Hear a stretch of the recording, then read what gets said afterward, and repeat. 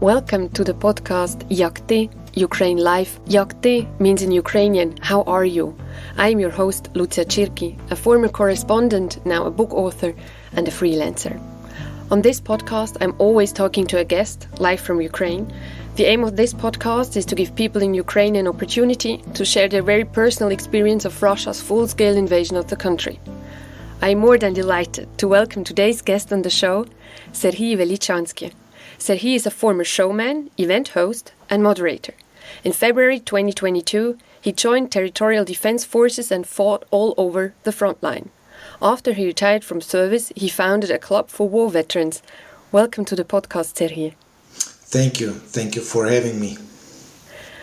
As always, I start this podcast with the question, Yakty Zaras, how are you right now? Well, that's a very good question because I'm in my month and a half into the civilian life after the service. So I would say I'm good. I'm good. I have found again the things I'm meant, that I'm created for, the things I'm called to do, and the things I take a lot of pleasure and joy in doing, and that is the improvisation, applied improvisation, or sometimes people call it improv comedy, but not for the entertainment necessarily, but for the psychological development, renewal, recreation. To answer your question, yes, I'm doing good, thank you. I'm very glad to hear that you're doing good. Can you tell us, how did it actually came that you went from being a showman to being a soldier? How did that go?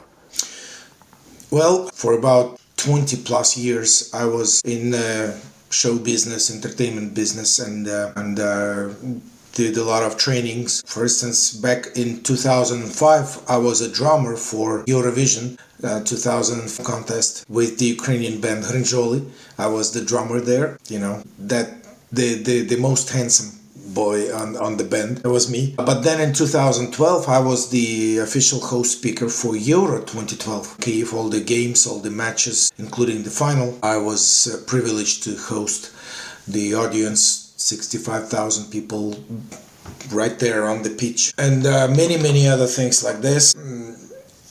But since 2014, the Russian Federation annexed Crimea and part of the Donbas territories in Ukraine. A lot of my friends were involved in the service, in the defending, as volunteers or enlisted, drafted, whatever, but they were involved. So I started thinking, and how can I help? I wasn't sure that my health and my age, I'm 53 now, but back then it was 43. I thought I'm no longer good for the service because I did not have that kind of training and physical shape. So I helped as much as I could with the English language content, creating a Facebook page with up to 10,000 subscribers and a Facebook group with up to 40,000 people that subscribe. And then in January 2022, I joined the trainings and workouts of the Territorial Defense Battalion because I already knew, I felt that it's going to happen.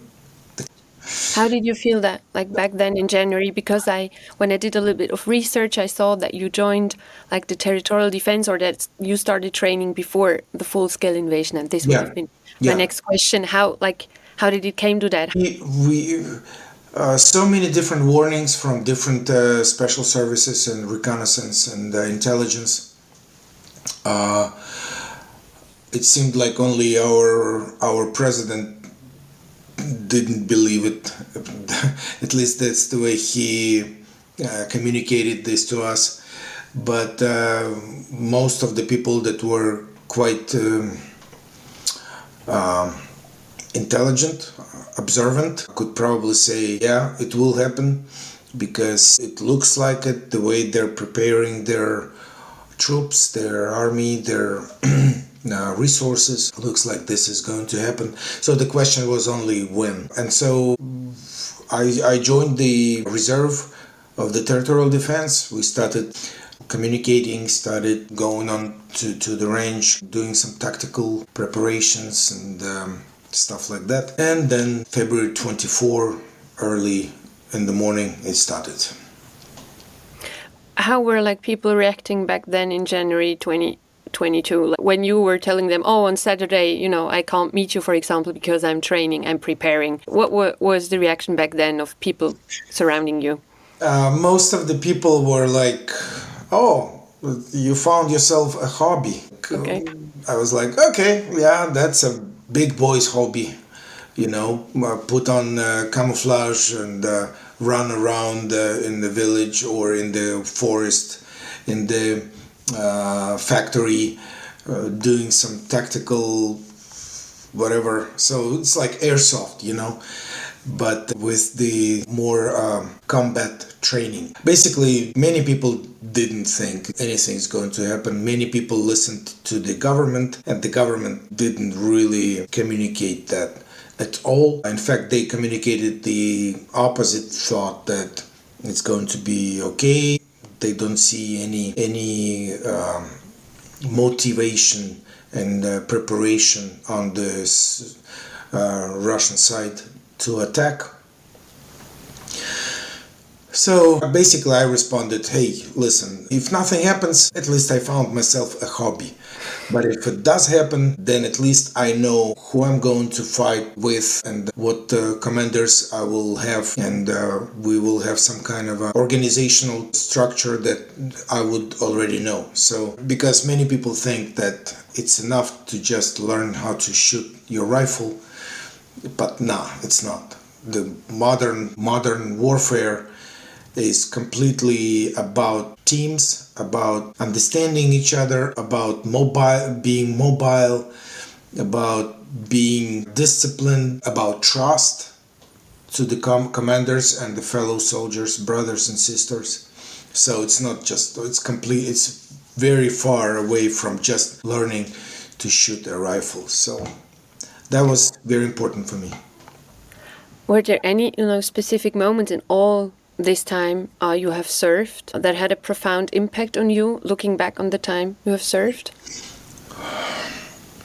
Well, it completely has changed me. Though right now, even a month and a half past, I'm looking back and sometimes I'm like, wow, what a terrible long dream I had, and now I woke up. It seems like, it does look like sometimes that it's so far away, especially first year 2022. For me, the first year was the more difficult one, 2022, because I was a private, just a soldier, a rifleman. And together with our company of about 90 or so people, we were all volunteers. And the uniqueness that we had, and that still impresses me now, we had about literally 3 higher educations for 2 people. We had so many people with higher educations, doctors or with different achievements, people that joined. That was a real typical good example of the territorial defense. So together with them we went, our first combat was in Irpin, Bucha. Many people know about Bucha, the massacre in Bucha. The massacre in Bucha took place because it was invaded and captivated. Irpin didn't let them in too far, so we held the positions in the Irpin area. For me it was difficult, I still am looking for correct words to describe what I felt, because Irpin is about 15 kilometers or maximum 20 kilometers from downtown Kyiv. So it's not far. It's not far. It's like one of the regions, suburbs of Kyiv. Organizationally, it's not Kyiv, but it feels like it's part of Kiev, because every other guy on our company, in our battalion, had at least some private an apartment or some kind of ownership of some kind of real estate, or they know somebody, or they have part of their families. So it is such a close town for us. And in fact, about 3 months before that, with my friends, we were there in the park having a picnic, and it was the same park where my first position was when we arrived to Irpin. So you can understand that it's not like somewhere far away there is a war. It's like right here in your backyard.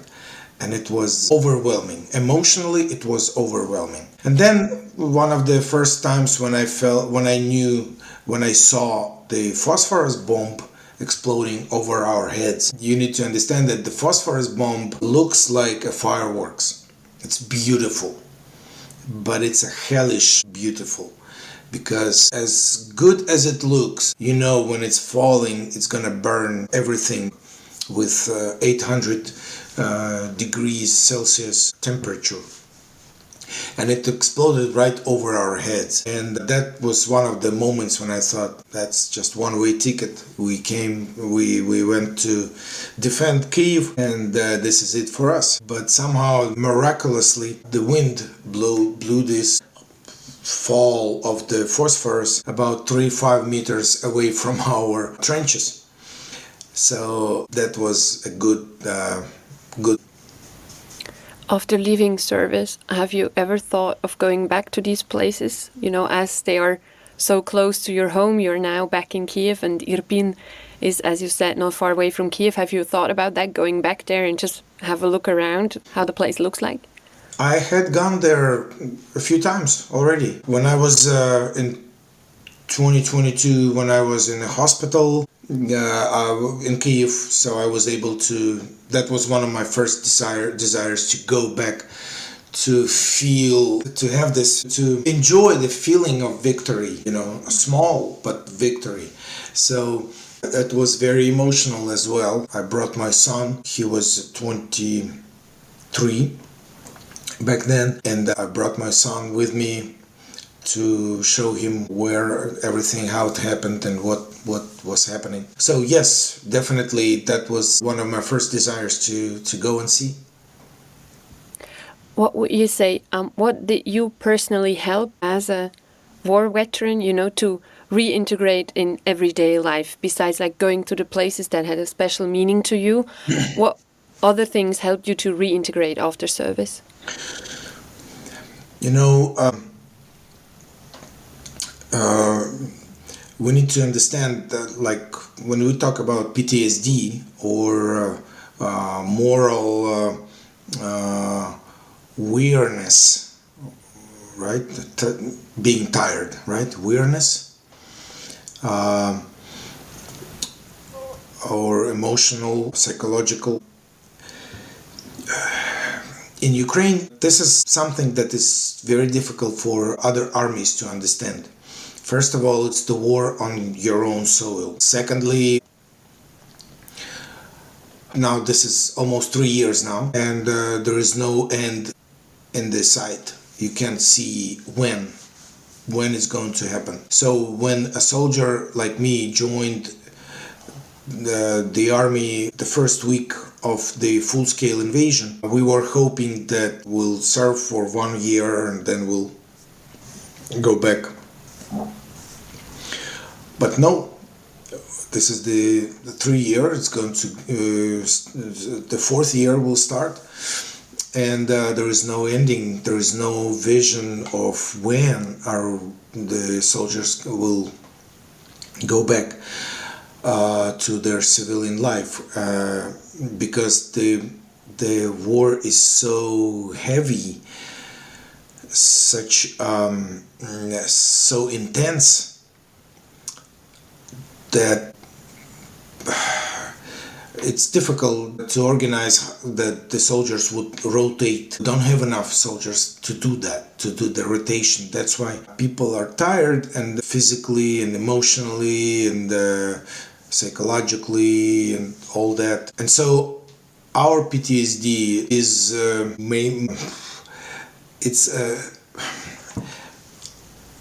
when you're devastated, when you're tired, when you're depressed, when you're down, and then you are again depressed and feel down because of the previous time you felt down and you were depressed and you were devastated and tired, and then again your tiredness, your depression, your loss of faith, understanding of what's happening is again developed because of the previous one, and the previous was because of the previous one. And so you have so many different layers of tired after feeling tired after tired that you just don't know what kind of a normal person you will be when you come back. It's like a hammer that is shaping you completely into a different person. It's like clay when shape it up and it then becomes as a stone, and it's going to be hard to unshape it. It's going to be hard to reshape it because of so many different circumstances, the combat and the atmosphere and the situation and the ability to cope with the challenges is it's just that's the uniqueness when you come and when you come home. And if, like me, when I was discharged because of the health issues, I came back and we still have the rockets and the UAV, the Shaheds flying over. So it is kind of like a not a typical peaceful environment when you come back. You still are in the wartime territory. Though we do have visitors, we do have foreigners that come here and there, and they don't see war. Kyiv or even the western part of Ukraine, a lot of things happening, a lot of forums, events. People are trying to, restaurants are working, people are trying to do the job. But when you come home as a veteran, you do feel you just think that it's such two different worlds. You go 500 kilometers away and it's two different worlds. But still, other parts of Ukraine are not that safe. You still feel the air raid alarms. You still hear this and that. So that's to understand the idea of the veteran coming home.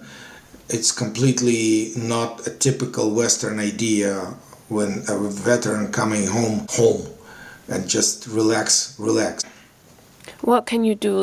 What does you personally help to relax at least a little bit? Because I assume that your body being under permanent stressful situations, at a certain point you just stop feeling any stress, and this is, as far as I understand, also a sign of PTSD.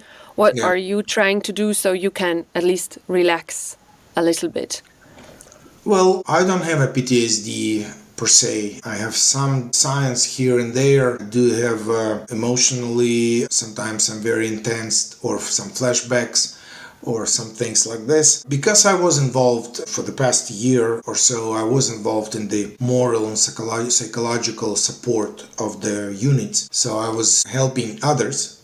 So for me, helping others is a good way to help myself. So this is one of the things, because speaking and talking and collaborating with colleagues, it helps me to be able to observe how they do the work and then help the soldiers and help the units as they either getting ready for a new deployment or are just coming back from the deployment. Most of the times it's just besides the words, there is not much you can do. And so that's where the trust issue is a big thing, because if the soldiers trust the messenger, then they will listen to the words.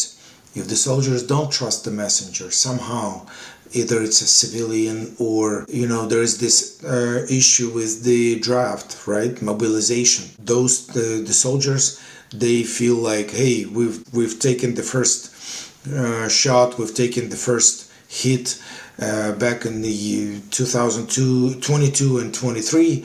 Now it's we hope that the civilians, will take the baton and move on, and we will come back to the civilian life. But unfortunately, it doesn't happen like this. Somehow, a lot of different issues with the mobilization, some government mistakes and some mistakes of the army have led to the situation where, plus the informational attacks of the Russian Federation, they're purposefully working towards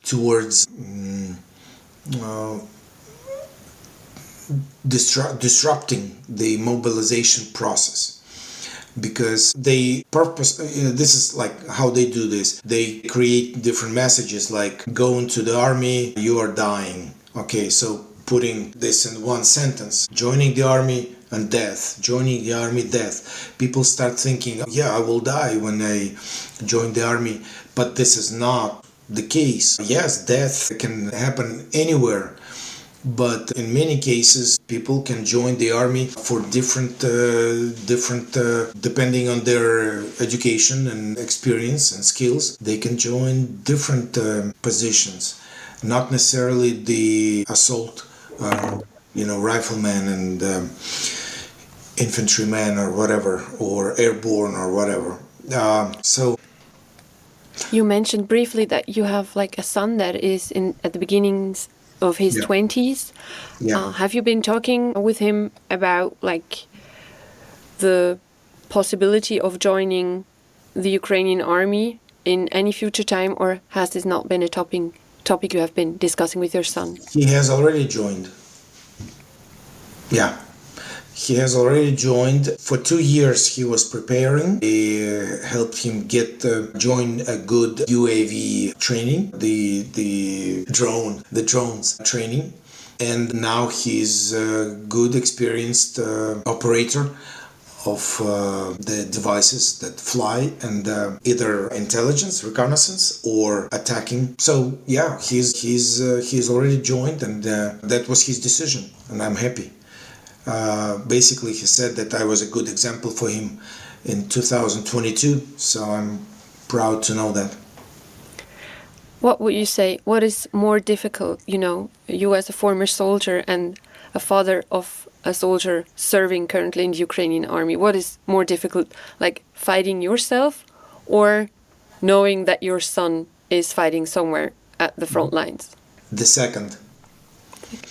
The first one, when you're risking yourself, risking your life, because you believe in it, because you know why you're doing it, plus you've lived a life a little bit. So I was 50, and now I'm 53.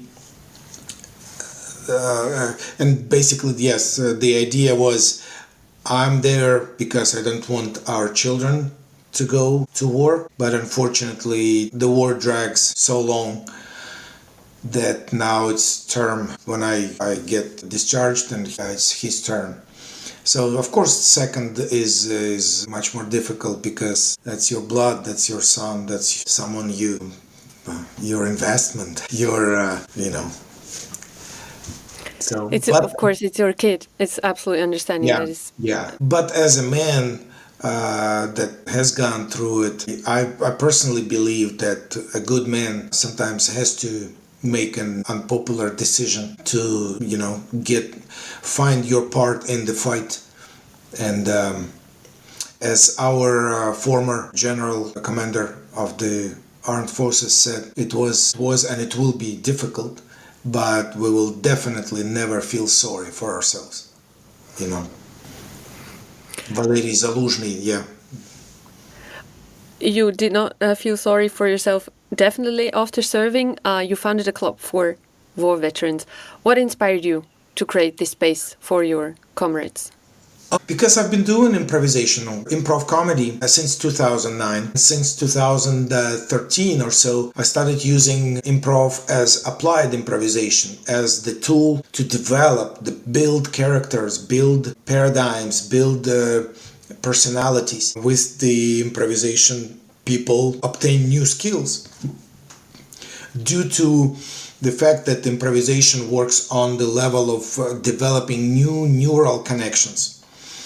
That's why the skills are being developed, and they're very helpful then in the life, in the daily life or business. So being in the front line, in 2022 we did one when we were in the Kharkiv area. I was able to do one recreational event for my company.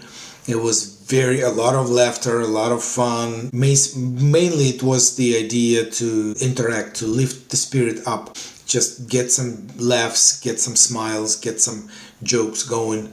So that was a very good thing. And then in 23 I started using improvisation in training with the other units and brigades and battalions, those that work in the area of moral and psychological support of the units. And that's where I started dreaming about developing the project that's called Improv 450. 450 is a radio code that says we are okay. That's the radio code 450. We're okay. It's got a few years of history, but so it's typical, understandable that 450 means it has to do with the veterans. So it's a recognizable sign. And so Improv 450, that was the idea that I had in my mind. But because I was serving here and there, it was difficult to implement because I couldn't, in the army, you can't rely on your own time or any of your plans because you're under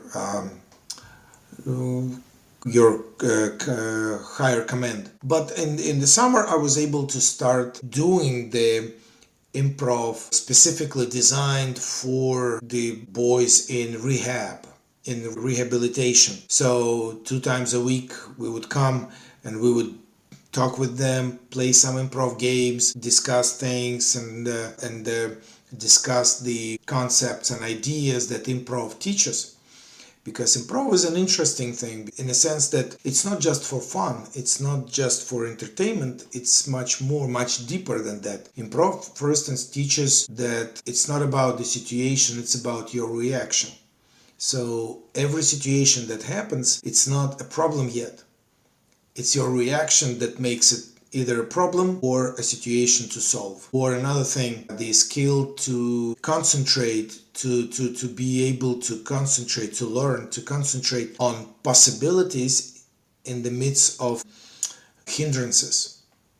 So learning to look at the possibilities in the midst of all the hindrances that are out there, that's a huge skill, because wherever you are, and even if you are a wounded or retired soldier, then it's much easier to concentrate only on the bad things out there, on the things that the government doesn't do or the people, neighbors don't do, and improv is really teaching and helping you understand that it's much more effective for your life if you concentrate on the possibilities here and now. So a lot of different things, plus flexibility, quick reaction, quick adapting skills, coping skills to all the new circumstances and all those things. So improv is a good like a lecture, but it's fun. Guys love to play, so that's why it was not a big matter of thinking what should I do. It was a complete understanding when I come home. Improv 450, that would be That would be the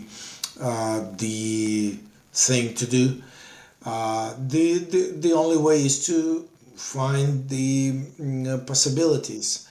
It's not a typical situation where you would find, funding or money or whatever. You would so it takes some creativity and thinking and collaborating and discussion with others.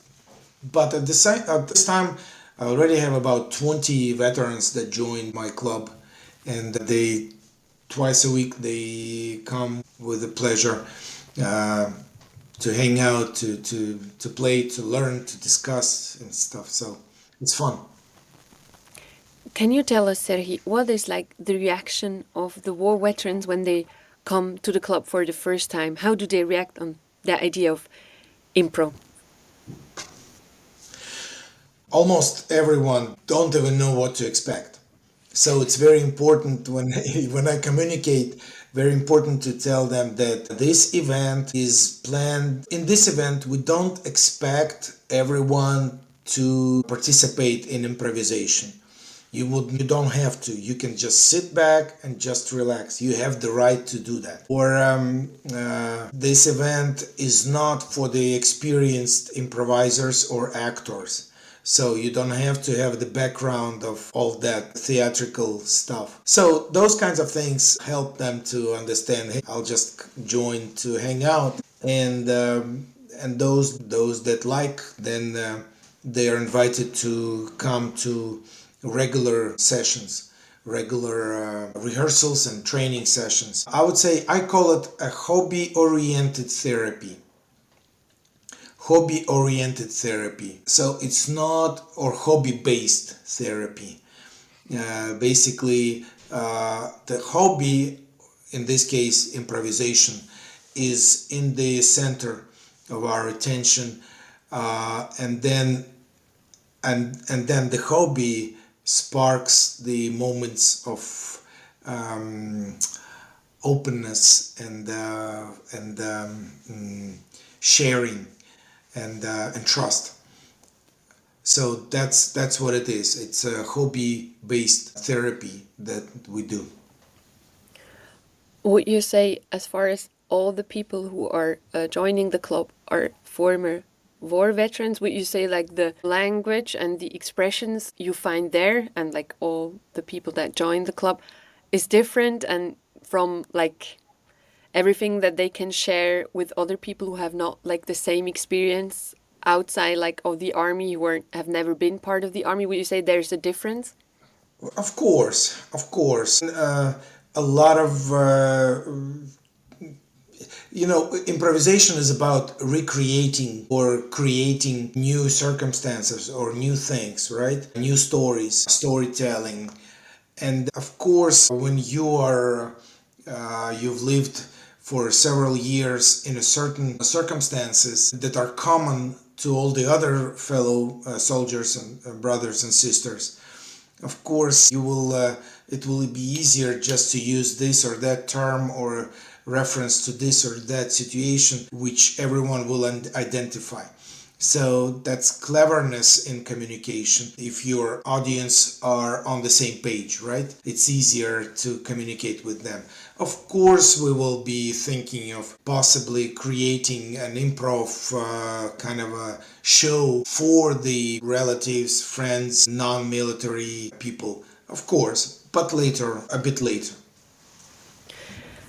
Do you feel like that at the very moment there are certain questions concerning, like funding from abroad, like for organizations and clubs like yours? Do you feel like that there is less support for organizations, or would you say no, that you are currently at the very moment not like desperately looking for new funding for the club?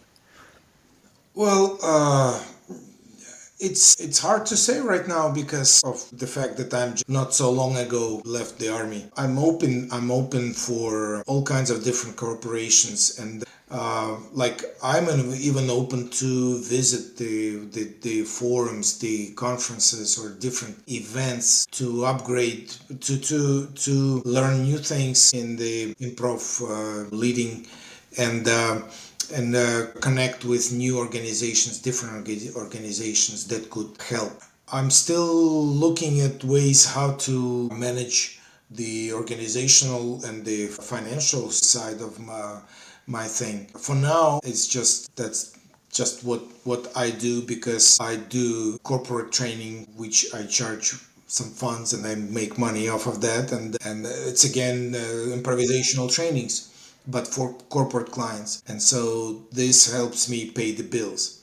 But of course, if I find the partner or whatever partners that will enable me to do more and spend more time with the improvisational veterans project, then I would be able to do this not only in Kyiv but in Lviv and other cities. So I'm open. For now, I have not had yet time to really develop the structure. Just like in improvisation, you make the first step, you keep doing it. So, or the phrase I love to say to my students, if you don't know what to do what you know. Serhii Velychanskyi, thank you so much for joining us on the podcast Yakti, and I wish you all the luck on the world for your club and your very important work with war veterans in Ukraine. Thank you very much. Thank you.